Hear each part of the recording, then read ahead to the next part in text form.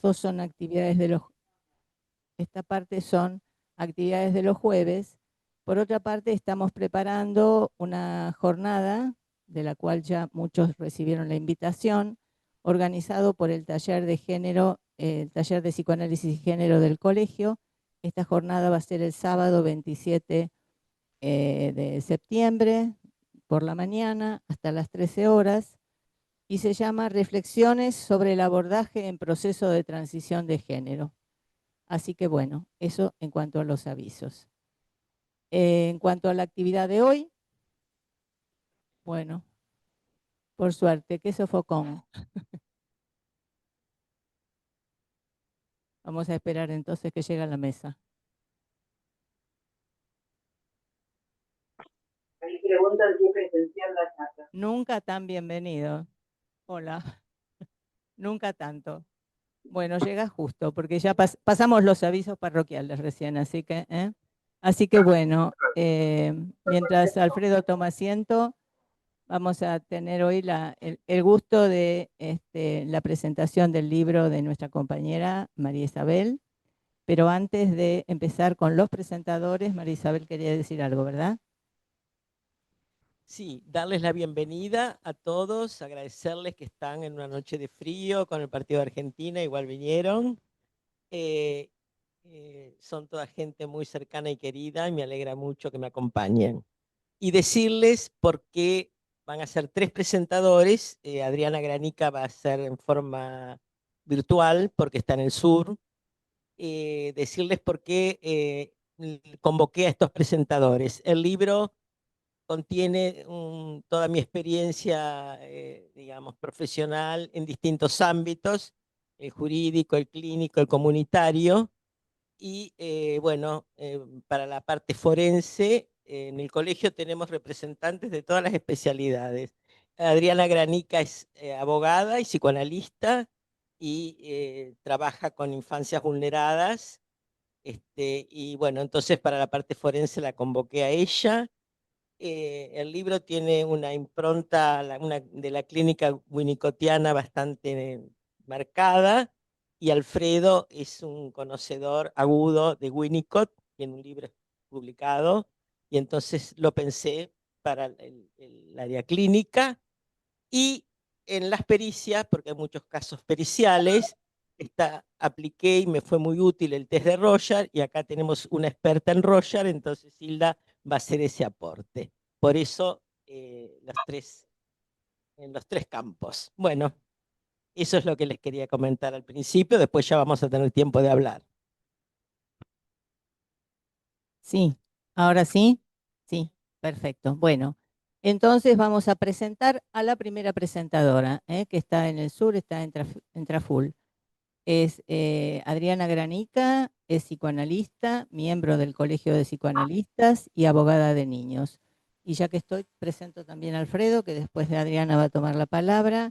Alfredo es psicoanalista, miembro del colegio desde su fundación, coordinador del grupo de estudio e investigación psicoanalítica a partir del pensamiento de Winnicott, autor del libro Del juego a Winnicott, una revolución silenciosa, y también autor de varios artículos publicados en revistas de la especialidad.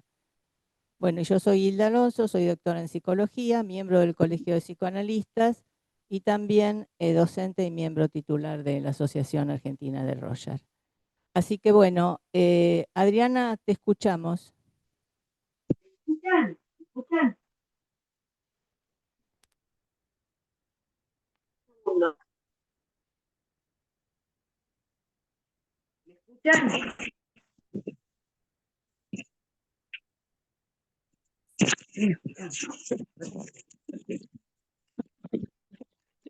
Hola, hola, hola. Sí, te escuchamos. Un segundo. Ah, me escuchan, listo. Estaba preocupada porque no veo que no se arma, no se iluminaba el recuadro de que uno está hablando. Bueno, acá estoy. Tenemos la artillería preparada, y si en algún momento se desconecta, le mando por WhatsApp a Hilda el texto y ella lo leerá. Pero mientras tanto, díganme si me están escuchando. Ah, bueno, perfecto. Bueno, en principio debo agradecer algunas cosas. Primero, que me hayas convocado, María Isabel, para presentar la primera parte de este texto dedicada al ámbito forense con 11 casos. El libro tiene dos partes más, como recién dijo María Isabel, una el ámbito clínico con 2 casos y otra el ámbito comunitario donde toma su experiencia en la isla Maciel, a las que seguramente van a hacer referencia los otros compañeros. Lo segundo que te quiero agradecer es que me brindes la oportunidad de intentar sacudir algunos prejuicios que generalmente se imponen respecto a los peritos judiciales. Lo anticipo ahora para retomarlo más adelante. En tercer lugar, el más importante, porque me ofrece la oportunidad de recomendar en público su lectura. A pesar del sufrimiento de los casos por los que transita, relájense y lean el texto completo, desde el índice al final y por supuesto el prólogo maravilloso de Mariana Wiekinski, obviamente. Es que el libro nos pone en sintonía con las preocupaciones éticas de quienes trabajamos en la interfase psicojurídica. En mi caso, vine militando desde que se legisló como norma nacional sobre las infancias en el 2005, incorporando normativamente la Convención de Derechos del Niño, aprobada en 1989. Desde que se habilitó legalmente que la escucha a los chicos y adolescentes no era solo oír, aunque se hable del derecho a ser oído, sino escuchar y comprometerse con su voz, con su decir. Así intenté hacerlo desde mi rol de abogada de niños, obviamente sin negar que mi ser psicoanalista me ayudaba a darle dimensión a la importancia de escuchar, ahora en este campo jurídico. En los años que fui intentando que la figura del abogado del niño sostenga ese paradigma, nos hemos encontrado con todo tipo de cosas, algunas por completo contradictorias con el cambio de paradigma. Como que digan, por ejemplo, que van a escuchar a un chico o chica, pero en su lugar se le habla intentando convencerlo de lo que no desea, generando intensos niveles de angustia y violencia. Por eso le agradezco tanto a María Isabel invitarme, e invitarnos a todos a que la leamos, a mirar por el ojo de la cerradura, esos encuentros con las infancias que le ha tocado diagnosticar y emitir dictamen, sea este vinculante o no. Nada se puede hacer sin un posicionamiento comprometido, tanto desde el psicoanálisis como desde el derecho de las infancias. Y María Isabel nos aclara en las notas preliminares lo que significa su rol, para no confundir el rol ni el motivo de la entrevista. Qué importante delimitar eso y al mismo tiempo no sacar el cuerpo. Mariana en el prólogo habla de la oportunidad bioética. Coincido mucho, la posibilidad de aprovechar ese estado de necesidad justificante, oportuno y a veces único, para que la experiencia sea una posibilidad de simbolizar lo inmetabolizable de experiencias devastadoras como puede ser el ASI, abuso contra la infancia, como varios preferimos llamarlo, y no abuso infantil, ya que son las infancias las víctimas. ¿Este es un contexto difícil para hablar de derechos? Obviamente sí. Hace 20 años inauguramos una década de legislar derechos, las famosas 26.000. Para ese entonces aún no habíamos logrado que el nuevo paradigma para considerar a los pibes sujetos de derecho y no objetos de tutela fuera asimilado. Convivíamos con enfoques patriarcales en la justicia y si bien se recitaba algo de la Convención del 89, aún el nuevo paradigma no estaba instalado y era trabajosa, pero fructífera, la labor de instalarlo. La labor pericial de María Isabel fue en Morón, el difícil oeste, y ella nos muestra las posibilidades y los límites de su labor. Volveré sobre esto, pero tengo que hablar de ese lejano oeste. Y mi recuerdo para Osvaldo Santos, un colega, compañero de los seminarios de Silvia, que era parte del equipo profesional y que hoy ya no está con nosotros. Retomo. Acababa de salir del horno la ley de infancias y había que litigar acompañando niños y explicando a los operadores que apenas usaban algún artículo de la convención de su existencia. Y era edificante escuchar en Morón decir, doctora, tenía razón, bajamos la ley de internet y la leímos. O acompañar a una nena que no deseaba ser entrevistada por el equipo técnico, y ese era también su derecho, no solo hablar, sino también callar, lo recuerdo, es parte del derecho de ser oído poder callar. Y resultaba también estimulante acompañarla en eso que no quería decir, lograr que se atienda a eso. Por suerte ese día fue logrado. Al mismo tiempo, mientras se hacía el acta, la niña le preguntó a un policía en el pasillo, ¿por qué era es tan feo este lugar? Obteniendo como respuesta que ahí solo venían chicos malos. Así era la infancia, dividida entre chicos buenos y malos. Menores del Oeste atendía a chicos malos, víctimas o victimarios, así era. Con muchos de estos chicos se encontró María Isabel. Y como decía más arriba, limitándose a su rol pericial, no dejó de aprovechar, o más bien hizo que los chicos aprovecharan el ser alojados en su padecimiento para que su cercanía les diera una oportunidad de que su voz o su silencio fuera escuchado. ¿Se acuerdan de quiero tiempo, pero tiempo no apurado? Tiempo de jugar que es el mejor. Todos recordamos esos versos. Tiempo, son de Mariana Walsh, supongo que se dieron cuenta. Disculpen mi afinidad, mi desafine. Bueno, tiempos psíquicos y tiempos procesales no son lo mismo.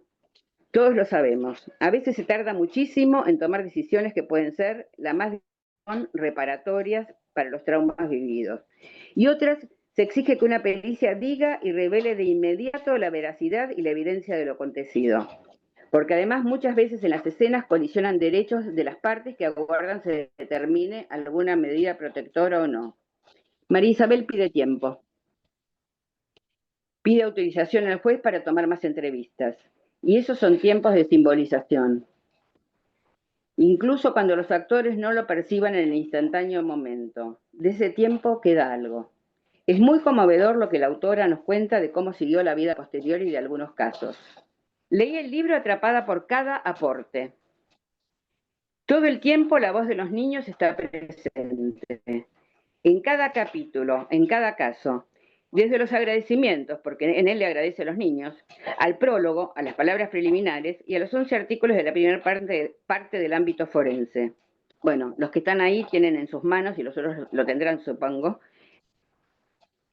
el texto, y sugiero que vayan repasando los títulos con que encabeza la descripción de cada caso, es decir, de cada peritado, no consultantes, no pacientes, pero sí escuchados desde su escucha psicoanalítica. Del resto de las partes van a hablar los colegas que están aquí, obviamente. María Isabel mantiene siempre claro el encuadre de perito en el que se desarrolla su descripción sin abandonar nunca su perspectiva psicoanalítica.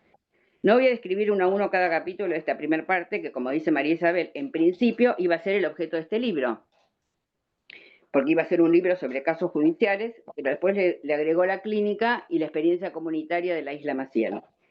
Todos y cada uno tienen una especial atracción, pero sobre todo el modo empático de acercarse a los chicos, aunque algunos semejen no estar interesados y aparezcan con discursos armados. María Isabel, con sutiles intervenciones y preguntas, va poniendo en interrogación sus decides, sin desmerecer lo que dicen, ni criticarlos, ni mucho menos decirles, como es bastante típico, es el discurso de tu madre, tan común en los maltratos institucionales, pero sin dejar de recordarnos que hay oportunidades en que puede ser así. En el capítulo Adiós para siempre, acerca de la institución de un padre, María Isabel abre de hecho la polémica. Podría dar lugar al slogan de los operadores antiderechos que reivindican el falso SAP. Esos del estilo vino caseteado, siempre por la madre, o podría ser visto desde un enfoque feminista, con ambivalencia e incomodidad. ¿Figura simbólica necesaria para la subjetivación o es renuncia al poder patriarcal? Aunque María Isabel no se formula estas preguntas, abre las puertas para hacerlas. En este caso, es impecable la fundamentación teórica acerca del lugar del padre en la estructura y, por supuesto, no es un dato menor, teniendo en cuenta que no hay un delito cometido. María Isabel no idealiza ni condena. Muestra como en todo el libro la complejidad está en cuestión. Léanlo, da para charlar. Repito, no voy a describir ni comentar cada caso, eso lo dejo para los lectores. Es lo que pretendo estimular aquí. Vamos a ver si lo logro. Solo me detendré en un capítulo, el de Matilde, una niña duplicada y disputada. Realmente un puzzle todo lo que se juega. Me lleva a dos términos, guardas preadoptivas y adopciones. Nos tocó hace muchos años intervenir en un caso en el que un adolescente tuvo a su bebé con mucha ambivalencia y secreto, y en el medio de una crisis puerperal compleja, abandonó al niño en el hospital, llevándose la pulserita de identificación. 5 meses después, en un pasaje al acto, intenta quitarse la vida. Recién entonces pudo relatar a su familia lo ocurrido y reclamar al bebé que anormalmente rápido ya había sido dado en guarda a una familia muy poderosa. Por supuesto, con toda la complicidad de los operadores judiciales y algunos sanitarios. Hicimos de todo y nunca logramos nada. Solo quedó la posibilidad de que el joven hoy adulto pudiera alguna vez saber lo que hizo su madre y el conjunto de su familia biológica para recuperarlo en los informes que produjimos y que están obviamente en el expediente. Pero de este caso me quedó la opinión de un camarista acerca de un informe pericial encargado a la Facultad de Psicología. Gracias por su clase de psicoanálisis, licenciada, pero nada nos dice sobre el niño, dijo el camarista. Todo lo contrario de la manera de informar de María Isabel. Sencilla, entendible y elocuente para ayudar a esas personitas en su devenir vital. Y por último, y por supuesto, todo lo que hace a los casos y a situaciones de abuso sexual, lo siniestro de un incesto y lo dilemático de la resolución. Bueno, espero no haberles contado nada ni spoilear nada. Léanlo, vale la pena. Gracias.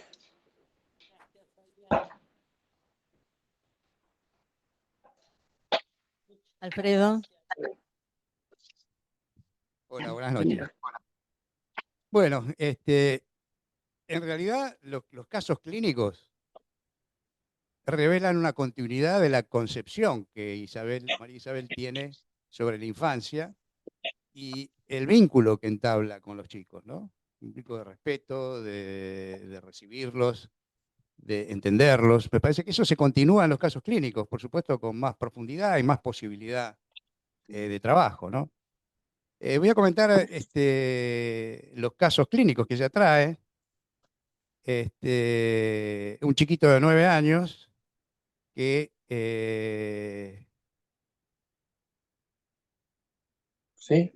Su mamá se suicida, él tiene un hermanito de 4 años, su mamá de 23 años se suicida Listo. y quien la encuentra es él.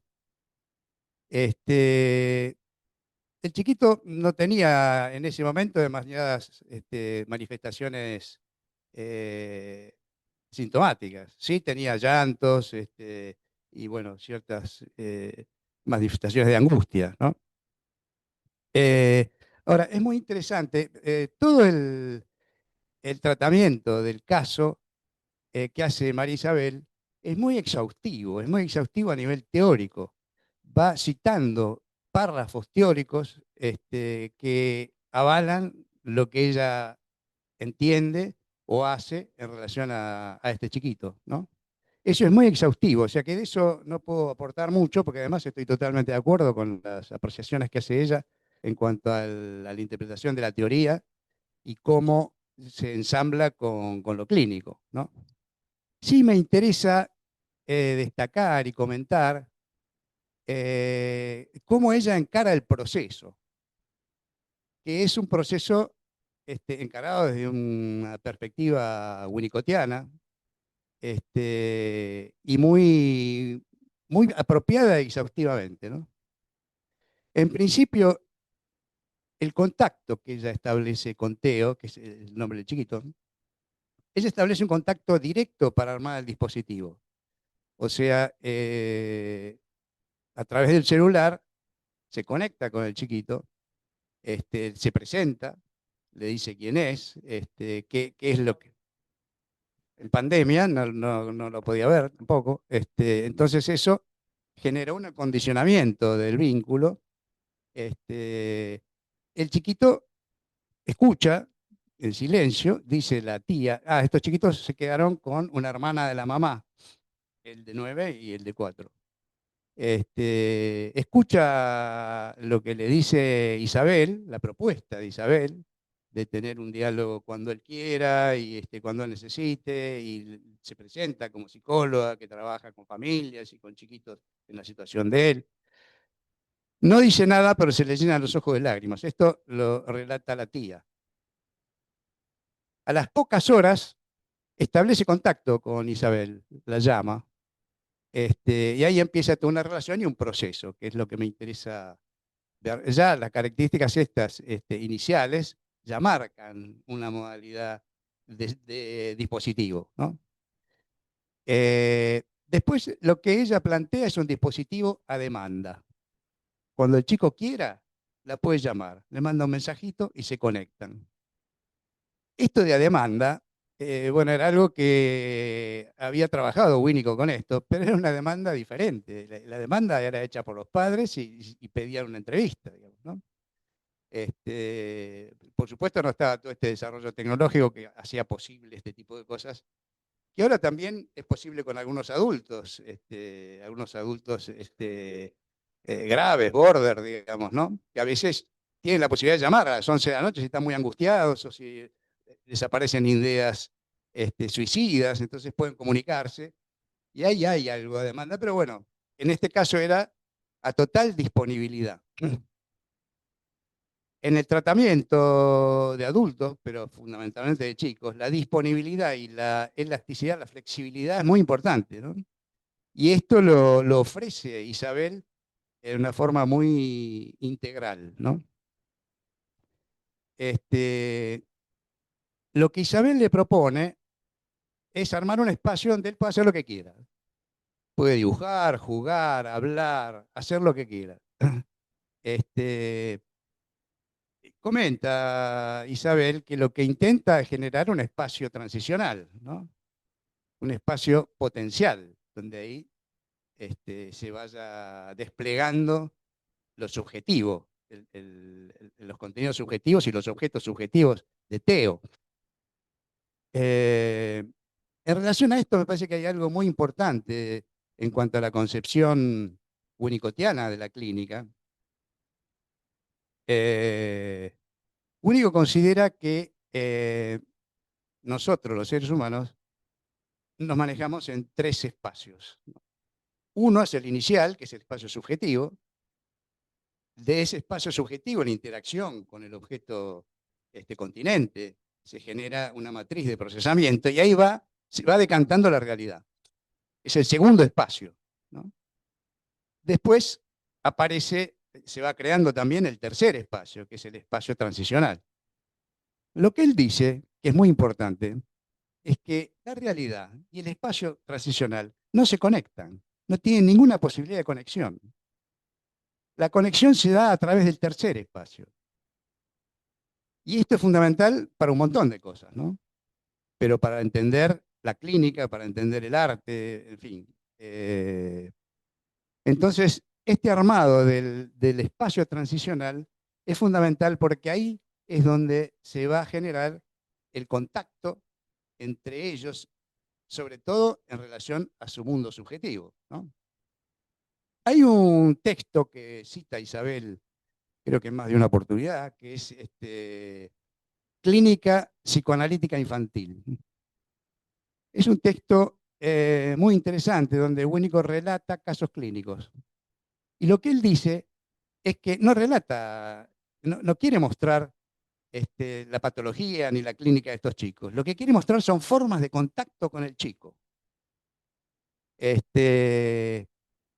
Y además dice, eso lo hace a través del famoso juego del garabato, ¿no? Le propone al chico que haga un trazo, él lo completa y después el trazo lo hace él y lo completa el chico. Digamos, en este juego van apareciendo cosas de la subjetividad del chico sobre las que después cursa la interacción entre ellos, ¿no?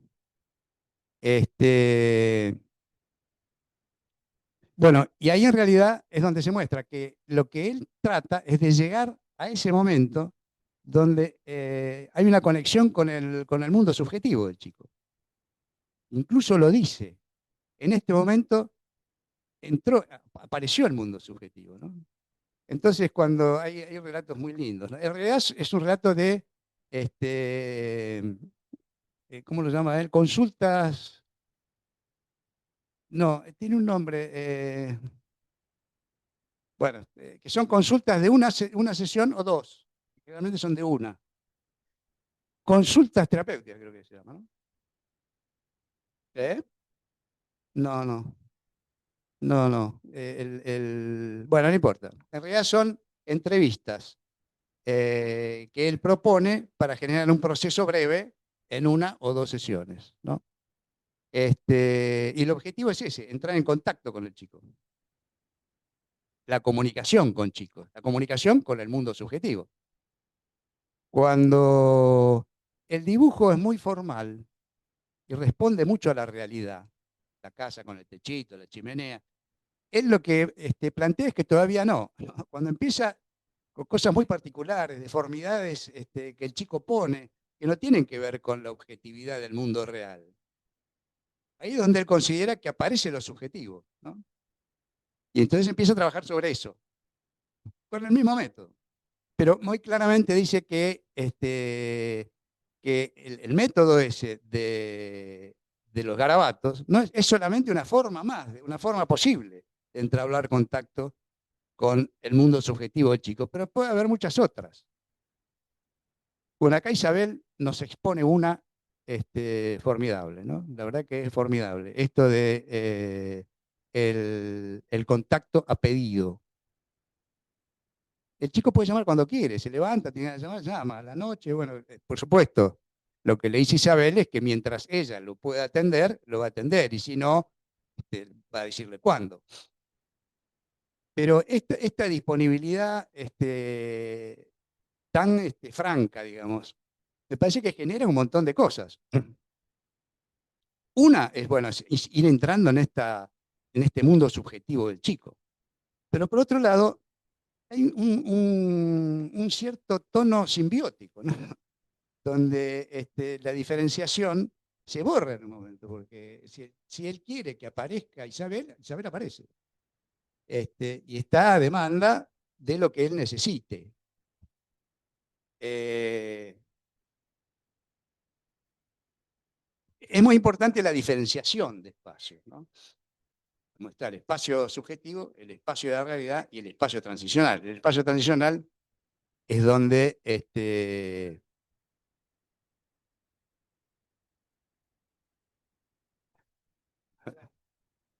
no sé, no, creo que no, yo lo desconecté. Bueno, entonces, Isabel se conecta en el espacio transicional.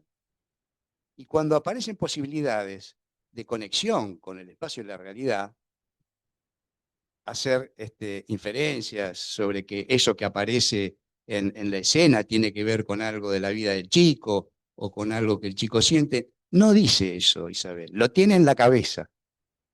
Y entonces va teniendo las dos escenas, la escena que el chico trae y la que ella conoce, dándole tiempo a que el chico vaya llegando a esa conexión solo. Bueno, es conmovedor cómo llega al final, después de todas las sesiones. Por ahí, si puedo, voy a relatar algo de esto, ¿no?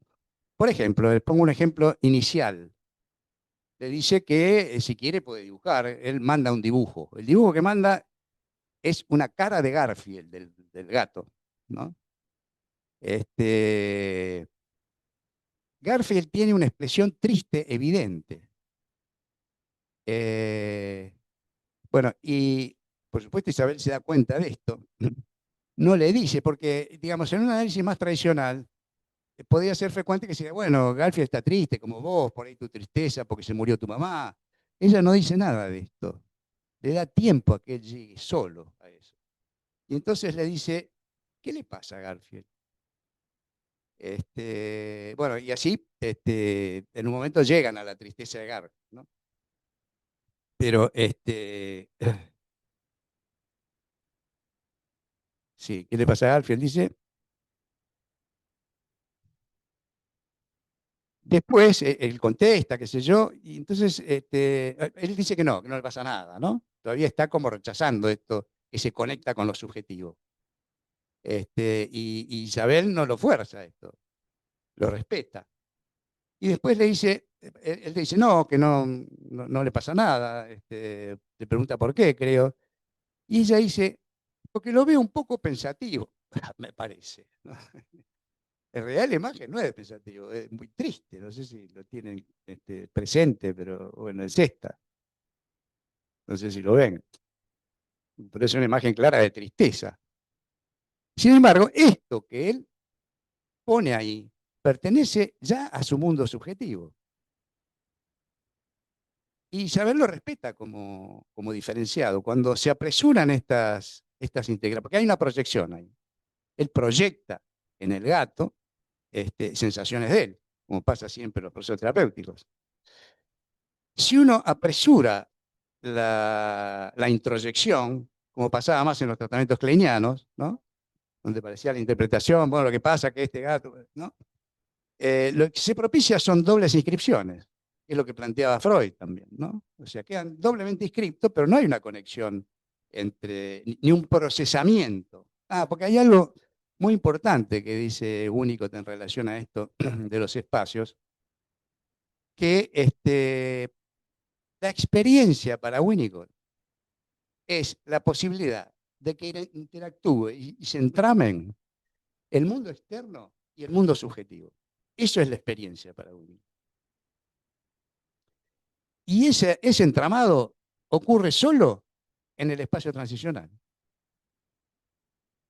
Y esto es a nivel, incluso a nivel social, digamos, ¿no? Por eso, en general, los grandes traumas sociales se procesan a través del arte, que es un espacio transicional que ofrece la cultura, el cine, la literatura, y durante muchos años, ¿no? Entonces vemos en hechos traumáticos sociales, como el Holocausto o como la dictadura militar acá, que durante muchos años se van generando escritos, novelas, películas, que es lo que va generando la elaboración de eso.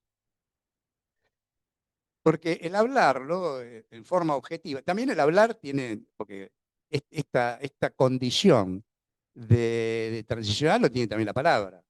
La palabra no son los hechos, ¿no? Y esto es lo que descubrió Freud mágicamente, mágicamente no, genialmente, con el asunto de la asociación libre. La asociación libre tiene mucho de esto, ¿no? Porque es ir diciendo lo que a uno se le ocurre sin restringirlo demasiado a la lógica de la realidad convencional, ¿no?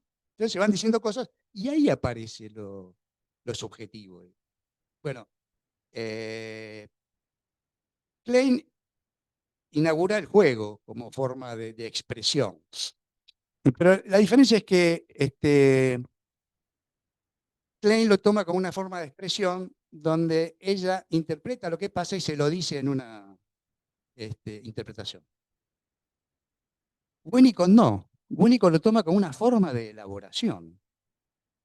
El juego es la forma en que los chicos elaboran situaciones traumáticas o para entender cosas de la realidad. Y en esto es muy interesante cómo Freud, en un relato previo a todo el desarrollo kleiniano, que es el de su nietito, ya toma esto. Porque cuando Freud relata el juego del carretel, lo toma claramente como un proceso de elaboración. Incluso dice que gracias a ese juego, el chico puede dejar que su madre se vaya sin llorar. O sea, que ese juego le sirve para procesar la angustia que le produce que la madre se vaya y poder soportarla y entenderla también, ¿no? Porque ahí hay toda una forma de entender en esto que el carretel desaparece y vuelve, ¿no? Incluso después cuando el chiquito se mira en el espejo y desaparece, se hace desaparecer en el espejo. Y después cuando viene la mamá, le dice, nene, oh. Antes el que desaparecía era el carretel. Ahora desaparece él. ¿Qué le dice a la mamá? Que para ella él desapareció. No estuvo presente, ¿no? Bueno, esta es la genialidad de Freud. Cómo puede percibir en el juego de su nieto todo este proceso elaborativo. Bueno, esto es lo que toma Isabel de toda la teoría winnicottiana del juego y de la transferencia, ¿no? Por supuesto, como decía antes, que congenia mucho y es una continuidad con su propia forma de entender la infancia y el vínculo con la infancia, ¿no? Que está en otras expresiones del libro. Bueno, después aparece un jueguito que le relata a Isabel Teo, donde la noche aparece como peligrosa y que pueden pasar cosas que hay que cuidarse. Obviamente ahí hay una presencia de la situación traumática terrible que él vivió, que es encontrar a su mamá muerta, ¿no? Isabel relaciona esto, pero no se lo dice. Sigue apostando al desarrollo que el chico va haciendo de la aproximación de estos dos espacios. El del juego, donde él expresa todo esto, y después la posibilidad de irlo entendiendo y relacionándolo con la realidad, con lo que realmente le pasó.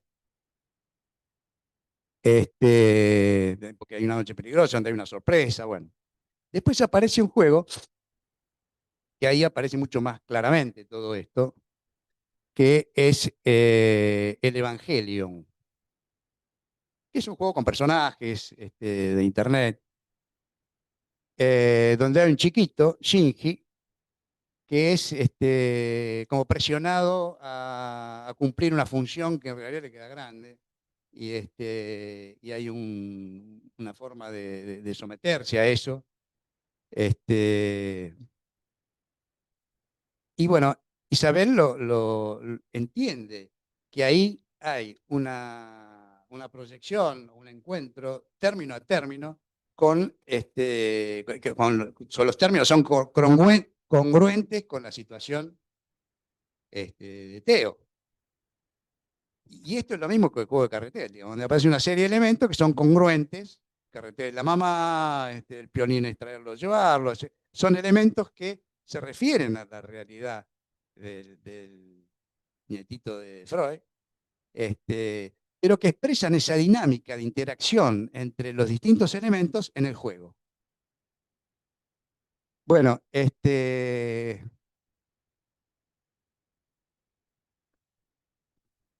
Isabel presta atención a toda la vicisitud del juego, pero otra vez, no genera una reintroyección, sino que trabaja sobre el juego. Incluso después plantea charlar sobre el juego, lo cual es interesante. Entonces, charlan sobre lo que le pasa a Shinji, al chiquito y qué es lo injusto que le pasa, cómo está forzado a vivir cosas que lo hacen sufrir, en fin. Y hay algo que veo interesante, que es muy interesante en la clínica. Isabel habla de Shinji, pensando en Teo. Claro, lo representa. En realidad habla de Teo a través de Shinji. Entonces, Teo va sintiendo las situaciones emocionales propias a través del personaje. Que también es la calidad del arte. El arte funciona así, digamos, ¿no? Como a través de personajes uno va sintiendo cosas propias y descubre cosas propias y entiende cosas propias. Esta es la dinámica de esta situación. Después se va profundizando la transferencia, ¿no? Se va profundizando la transferencia y Teo pasa de textos a audios, donde ya hay un compromiso de la voz, él puede hablar, pide hablar, ¿no? Después aparece en una historia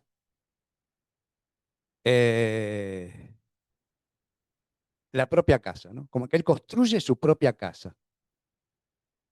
Ahí hay una posibilidad de entenderlo como la propia casa es este espacio de la transferencia, donde él se siente alojado y recibido y comprendido, ¿no? Y además se establece como una relación permanente ya, ¿no? Más allá de los momentos de encuentro. Entonces le avisa a Isabel cuando se va a ir de la casa, por ejemplo. Que se va a ir a la casa de la abuela, qué sé yo. Y después le avisa cuando llega. Cosa que genera una presencia permanente. O sea, Isabel sabe dónde está, si se fue, si no se fue, ¿no?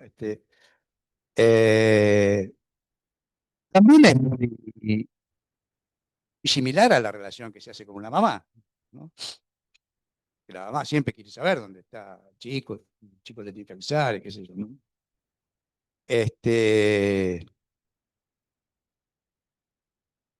Y ahí se da, por un lado, este alojamiento simbólico,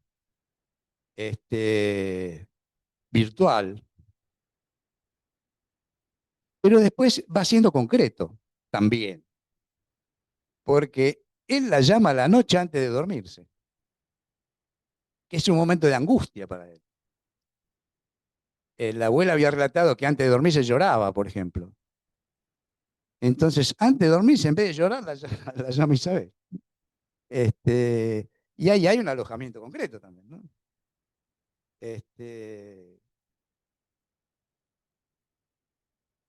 Después aparece algo interesante también, que le pregunta,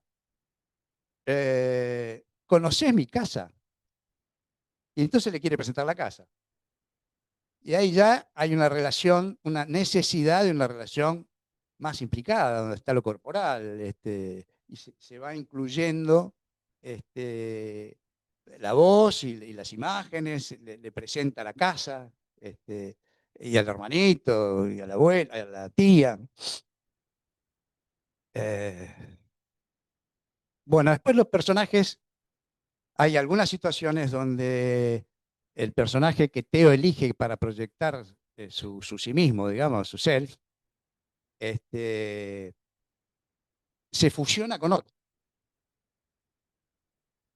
Y la fusión le genera mayor poder para poderse defender, para ser más fuerte, ¿no? Y esa yo creo que es una representación, esa fusión de la historia, es una representación de la simbiosis.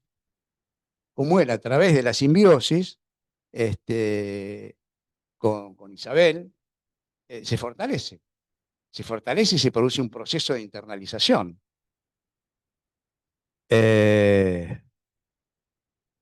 Esto es común en el juego de los chicos.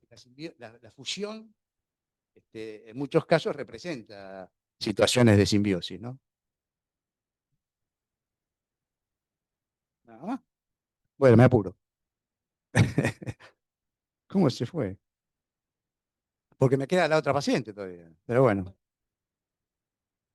bueno, muy poquito. No, pero quiero terminar porque hay todo un proceso acá que vos relatás, que es muy interesante. Es un proceso que se da no en lo explícito, en lo dicho, sino en este espacio transicional, ¿no? En esta virtualidad se va dando todo un proceso de acercamiento a los conflictos, a entenderlos mejor. Bueno, después aparecen, por ejemplo, la experiencia de omnipotencia, que es muy necesaria en los chicos para la afirmación del self, aparece también, representada en los juegos, aparecen personajes omnipotentes y como afirmación y fortalecimiento del yo. Y después aparece el relato de un grito en uno de los personajes que Isabel relaciona con el grito que él da cuando encuentra a su mamá, que es un grito que escucha la tía del piso superior, dice que es un grito desgarrador que él da cuando encuentra a su mamá, y ahí aparece la conexión con eso, ¿no? Ahí aparece la conexión con la escena real, ¿no? Con la realidad. Bueno, después aparece todo un proceso interesante de regresión. Él tenía broncoespasmos desde muy chiquito, y en ese momento, en este momento de acercamiento, de intercambio intersubjetivo, porque este es un proceso intersubjetivo, la subjetividad de Isabel está jugada acá, en comprender, en soportar algunas cosas, por ejemplo, que la llamen a las 11 de la noche, ¿no? Hay una disponibilidad que implica la subjetividad de Isabel.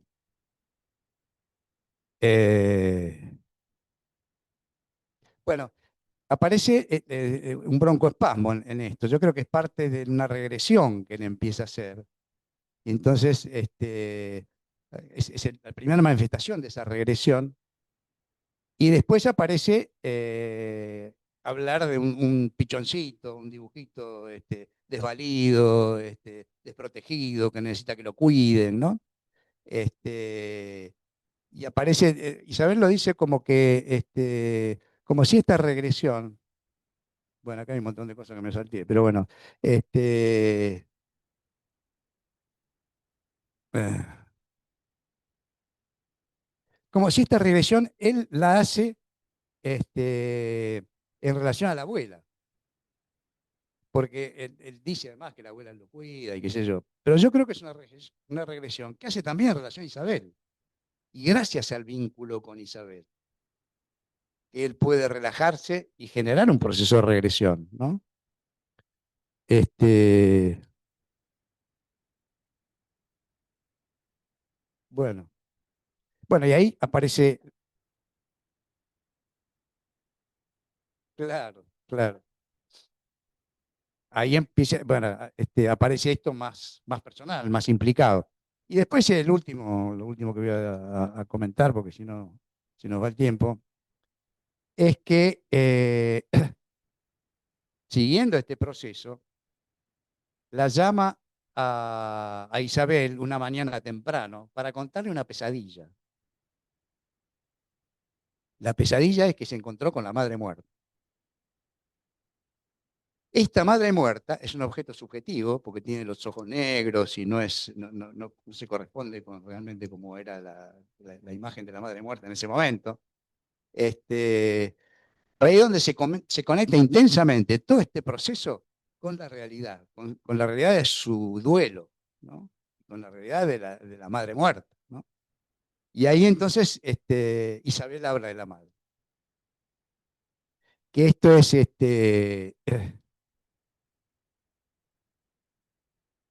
fundamental en este tipo de procesos, ¿no? Por ejemplo, cuando los chicos vienen y juegan, y es un chico que tiene problemas en el colegio porque le hacen bullying, por ejemplo, ¿no? Y aparece en el juego un chico maltratado por él o que maltratan al chico, bueno, no sé, en el juego. Yo nunca hago la conexión de eso. Eso que me estás relatando en el juego es lo que te pasa a vos. Eso hace como que estropea el proceso de elaboración. Ahora, hay un momento, siempre pasa, que el chico viene y me cuenta. Hoy en el colegio me gritaron, no me trataron mal. Y ahí es cuando yo relaciono el juego con la realidad. ¿Qué es lo que hace Isabel? Ahí, cuando el chico trae su realidad traumática, relaciona todo lo que ella aprendió en ver y poder sentir y entender este juego, lo relaciona con lo que él trae, que es la madre muerta. Bueno, hay para seguir, pero se nos acabó el tiempo. En respecto a, bueno, no sé, empezar con las chicas, medio. Bueno, se trata de una chiquita adoptada. La madre la abandona al nacer. Sara, se llama la chiquita, 6 años y 2 meses. Está primero en un hogar de tránsito y después en una casa cuna. Al año le encuentran los padres. Voy a relatar gruesamente una situación.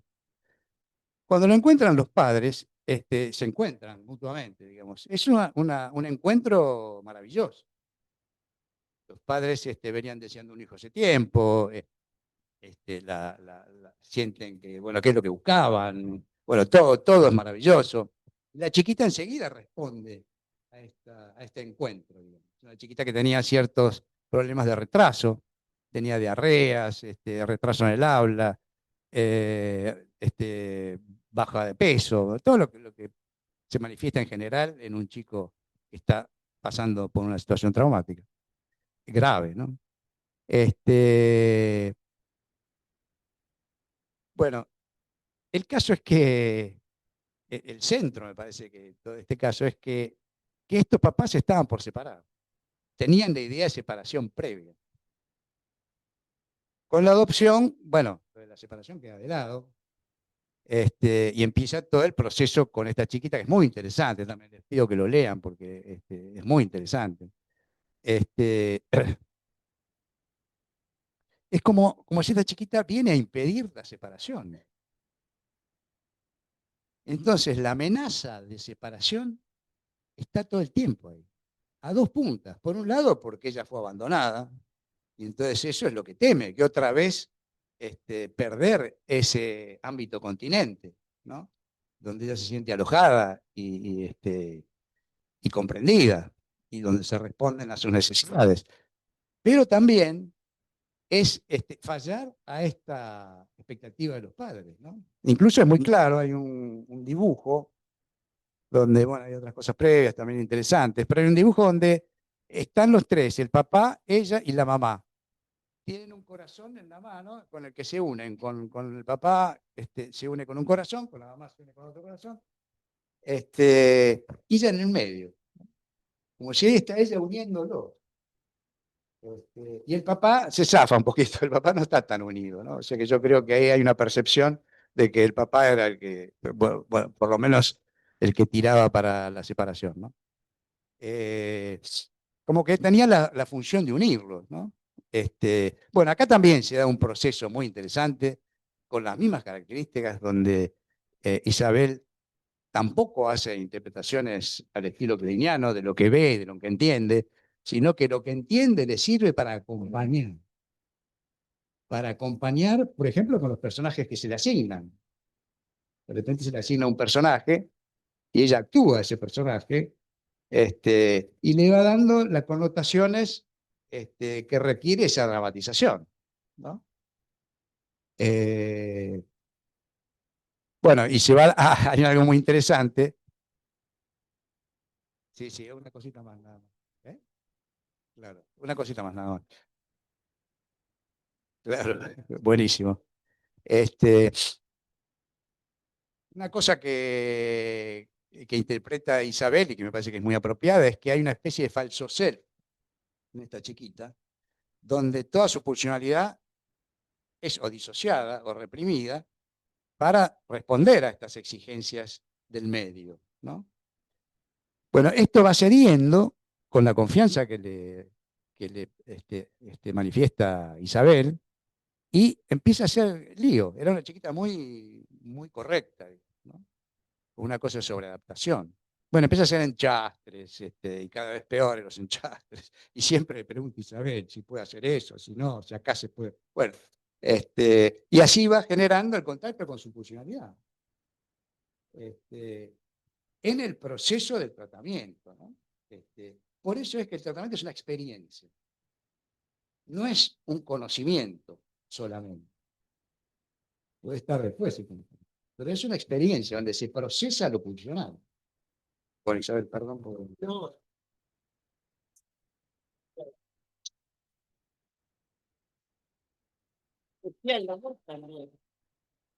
Gracias, Alfredo. Bueno, lo mío va a ser breve, y después vamos a dar lugar al intercambio. Bueno, como les decía, Isabel, antes de comenzar, su invitación era en tanto Isabel utiliza en muchas de sus actividades la técnica del Roger y del psicodiagnóstico en general. Yo quisiera referirme brevemente a dos aspectos que por ahí mis compañeros mencionaron de esa práctica en las fronteras del psicoanálisis, como subtitula su texto.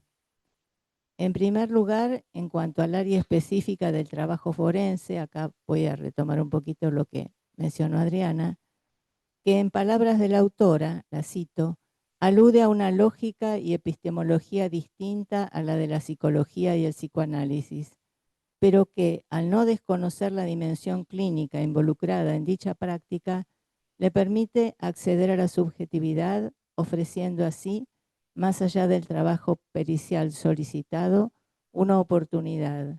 Me parece que es un concepto importante, el de oportunidad a esos niños y adolescentes, tal vez la primera oportunidad de ser escuchados en su discurso y sus producciones. En ese sentido, como nos dice nuestra compañera, aunque su función como perito no es terapéutica sino diagnóstica, en algunos casos las intervenciones pueden tener una eficacia transformadora. De nuevo, el concepto de oportunidad, por lo menos como momento inaugural de algo distinto al padecimiento. El segundo aspecto al que quiero referirme, el psicodiagnóstico como metodología de trabajo, el cual incluye al Rorschach, aunque no solamente, es que aquí vuelve a tener incidencia, como en el trabajo pericial, la formación psicoanalítica y la experiencia clínica para la interpretación de las técnicas psicodiagnósticas, pero especialmente del Rorschach. O sea, y me parece importante recalcar esto, porque estoy convencida, que la mera aplicación de técnicas que busquen resultados, entre comillas, no garantiza un acercamiento a la comprensión de la subjetividad. Ello requiere formación y conocimiento acerca del funcionamiento psíquico, su dinámica interna, así como de la dinámica intersubjetiva. Y esto que vale para todas las áreas del quehacer psicológico donde se aplique el psicodiagnóstico, se refleja especialmente en varios de los materiales que María Isabel nos muestra. Forma parte de esta concepción, y me parece fundamental recalcarlo, en principio, el énfasis en la necesidad de un encuadre adecuado. En todos los casos, te vuelvo a citar, especialmente en los niños y las niñas, resulta prioritario garantizar y sostener un marco ambiental pericial adecuado para la exploración psicológica, que describe de la siguiente manera, en estos términos: privacidad, empatía, respeto, calidez, capacidad de escucha, de espera o de contención y apoyo cuando es necesario, dando legitimación a la palabra y a las producciones, estamos hablando del psicodiagnóstico, explicitación del sentido y objeto en el caso de la pericia. Se trata, en definitiva, de brindar un espacio que los aloje y les facilite apalabrar, simbolizar el dolor que propicia la emergencia de voces y emociones, muchas veces acalladas y violentadas.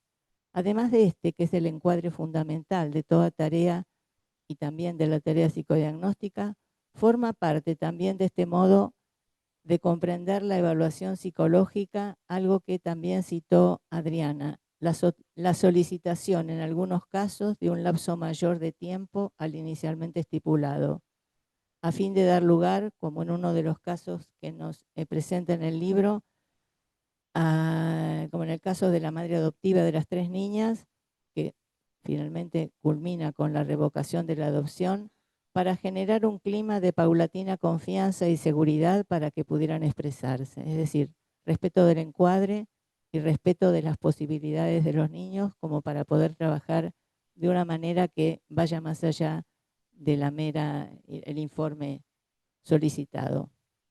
Con respecto al Rorschach, el texto nos muestra distintas maneras de incluirlo en la lectura del material.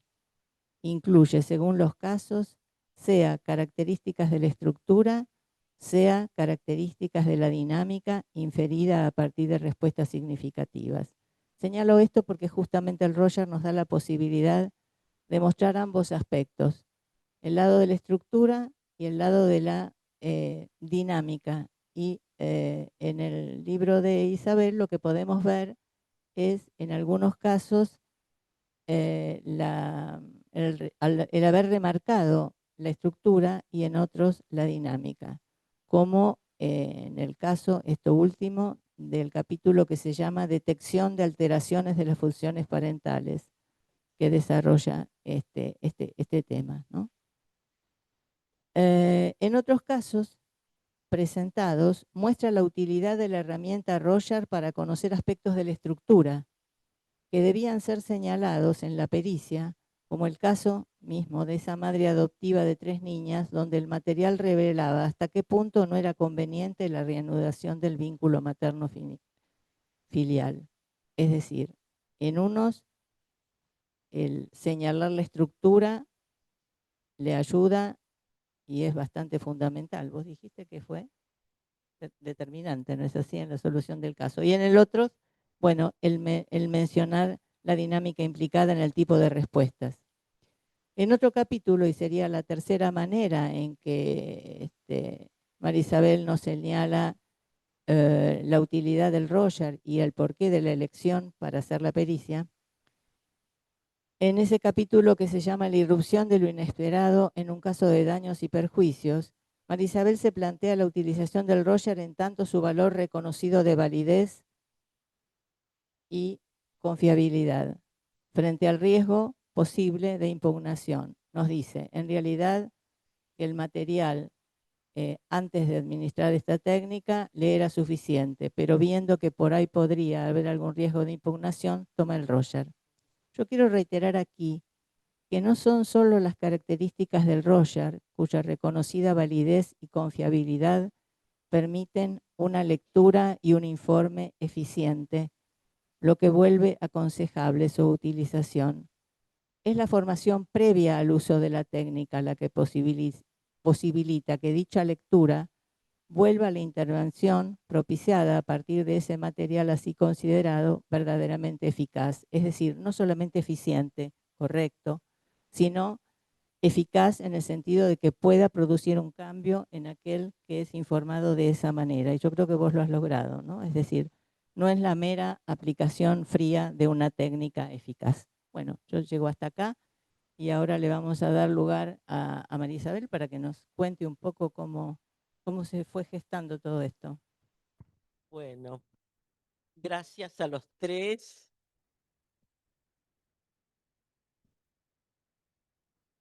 Me encantaron las tres presentaciones, desde los ángulos en que los hicieron. Ahí me gustaron mucho las tres presentaciones de los colegas, desde los ángulos respectivos. Me permiten reencontrarme con el libro, que siempre es un placer, porque, bueno, es un producto muy, muy sentido, muy esperado, y este encuentro también, ¿no? Y bueno, agradezco al colegio que me dio la posibilidad de presentarlo aquí. Bueno, ¿qué les cuento? ¿Cómo surgió este libro? Quienes me inspiraron fueron los niños peritados. Yo venía de trabajar en Lincoln como psicoanalista de niños muchos años. Me vengo a Buenos Aires, rindo el concurso para el cargo, ingreso, no tenía experiencia forense, sí tenía mucha experiencia en clínica de niños.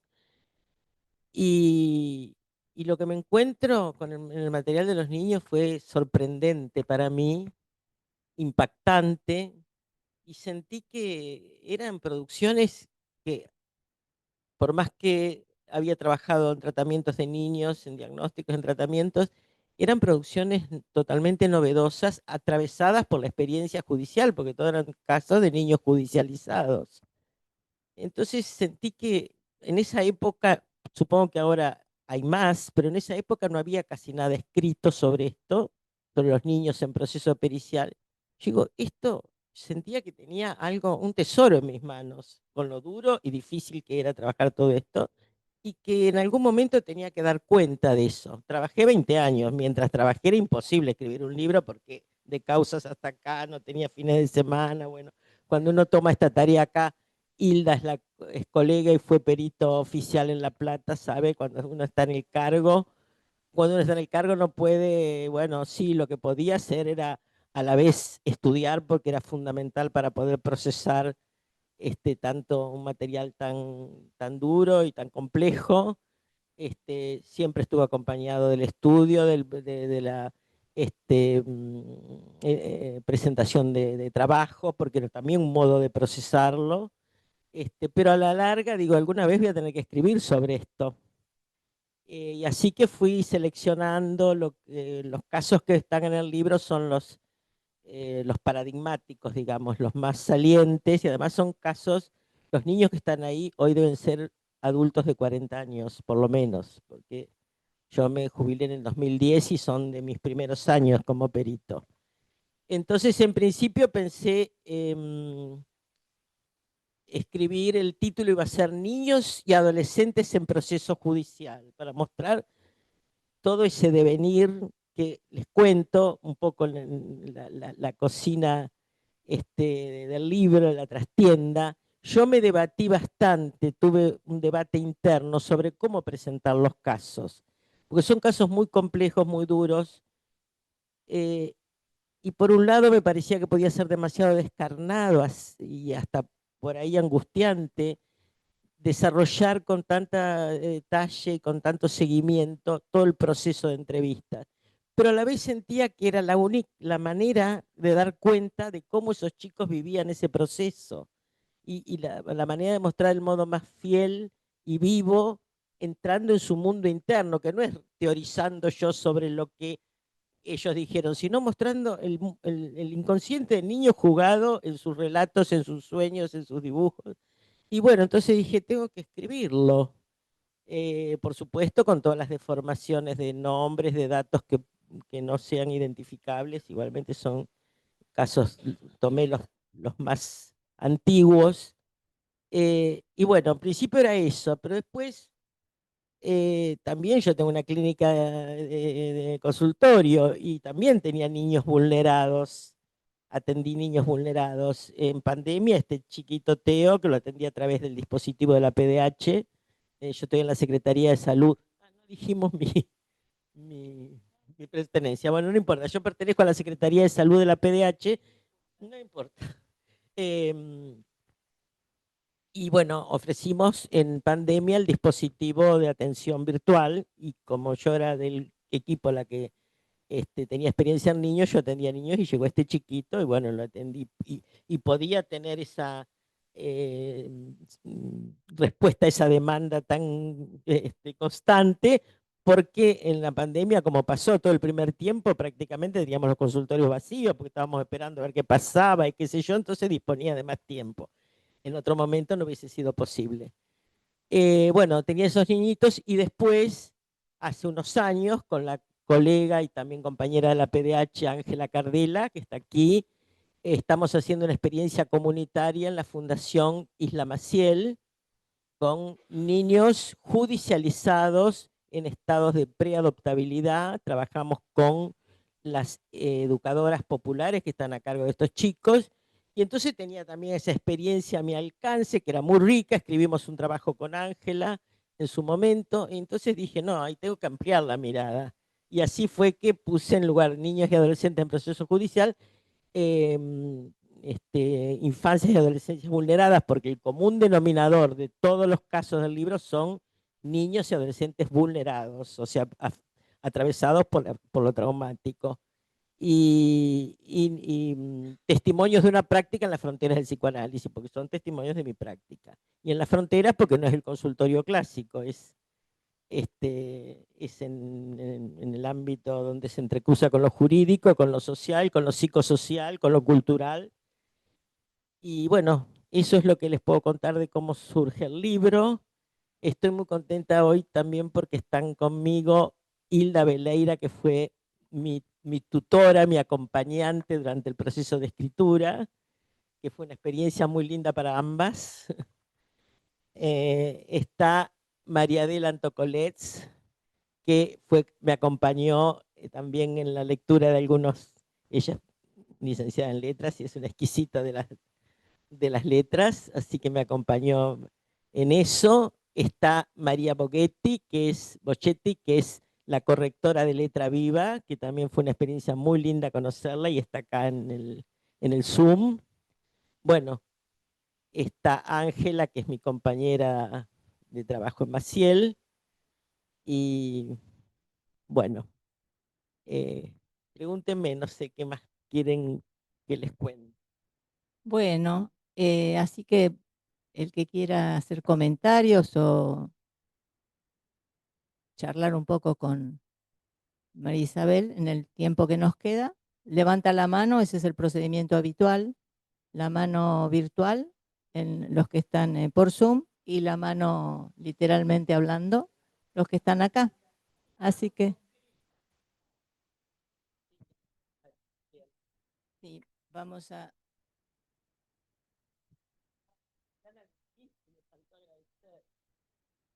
Un honor para mí que el prólogo haya sido escrito por Mariana Wikinski, creo que le da una apertura al libro, todos los que lo han leído me lo han elogiado, así que para mí fue un honor que ella aceptara y con la que me identifica el psicoanálisis y la militancia en derechos humanos.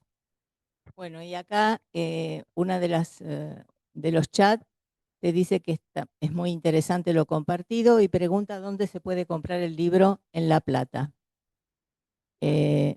Por otra parte, ahora se lo comentas, Mónica Beatriz Peisajovich te felicita por el gran trabajo y por el libro y muchas gracias por la presentación por Zoom.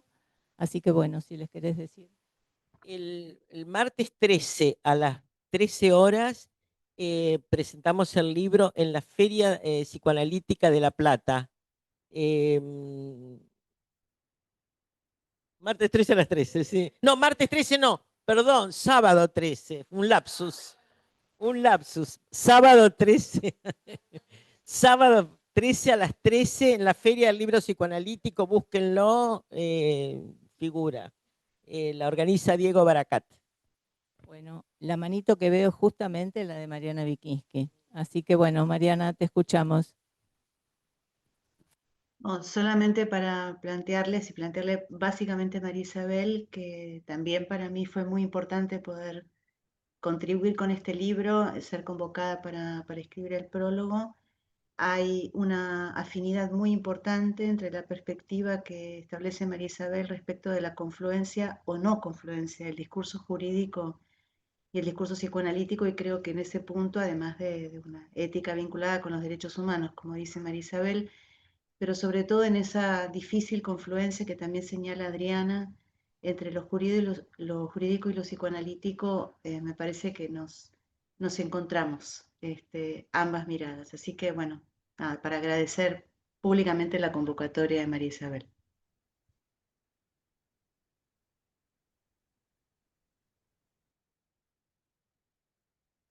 Y acá en el público presente. Bueno, tenemos otra manito en el Zoom. Nadina. Hola, buenas noches. Bueno, Bueno, yo no te pude ir escuchamos. presencial porque estoy con la voz tomada y demás. Bueno, pero quería felicitarte, Marisabel. Para mí es un lujo, la verdad, escuchar, porque además yo estoy ahora en Morón y entonces, y escuché de vos allá y a Osvaldo que lo nombraron también, creo que Adriana, que fue una persona muy, muy querida y la importancia especialmente de que se vaya dejando experiencia sobre cuestiones tan complejas, ¿no? Como esa articulación y el trabajo con infancias y la vulnerabilidad, que son un montón de vulneraciones, no solo las que se ven a veces, sino todo lo que abre, ¿no? Es como una puertita que abre a un montón de cuestiones. Entonces, todo esto que va quedando como legados y memorias, ¿no? Incluso en presente, ¿no? Contemporáneas, pero que sirven para poder acompañar y para sostenernos en esas tareas, la verdad que es súper importante, ¿no? También lo que un poco transmitió Alfredo desde Winnicott y cómo eso también se plasma, me parece que bueno, que eso nos complejiza y hace pensar y enriquecer también una mirada, ¿no? Así que muchísimas gracias por eso. Bueno, si nos decís tu nombre, porque queda Sí, grabado y comentario. Sandra Goldstein.